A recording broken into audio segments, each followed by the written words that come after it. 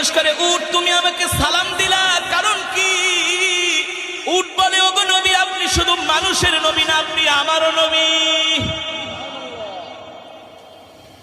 উট বলে, ওগো আল্লাহর নবী, আমার মনে অনেক দুঃখ, আমার মনে অনেক কষ্ট, আপনার কাছে কিছু দুঃখের কথা বলতে চাই। কি বলতেছে উট? কে বলতেছে? উট বলতেছে, ওগো নবী, আমার মনে অনেক দুঃখ, আমার মনে অনেক কষ্ট, আমি একটু আমার মনের দুঃখগুলো আপনাকে বলতে চাই। আল্লাহর নবী উটকে ডাক দিছে, তাল, আসো আমার কাছে। উট আল্লাহর নবীর কাছে আসলেন, এসে উটের মুখটা আল্লাহর নবীর কানের কাছে নিয়ে মনের সব দুঃখগুলো বলতে লাগলেন।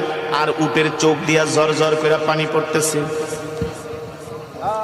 উট বলে, ওগো আল্লাহর নবী, দেখেন আমার বয়স হয়ে গেছে, আমি আগের মতো বোঝা বাইতে পারি না, আগের মতো আমি বোঝা বহন করতে পারি না, এই কারণে আমার মালিক আমাকে ঠিক মতো খাওয়া দাওয়া দেয় না,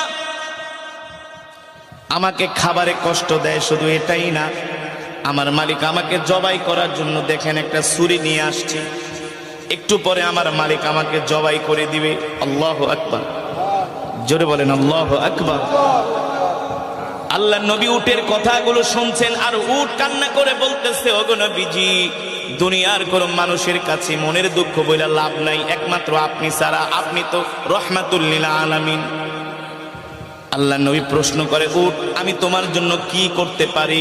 উট বলে, ওগো আল্লাহর নবী, আপনি আমাকে আমার মালিকের থেকে ক্রয় করে আপনি আমাকে আজাদ করে দেন, আমার মালিকের থেকে আপনি আমাকে কিনা নিয়ে আজাদ করে দেন, কারণ আমিও তো আপনার উম্মত। আর আস্তে কোন সুবহানাল্লাহ।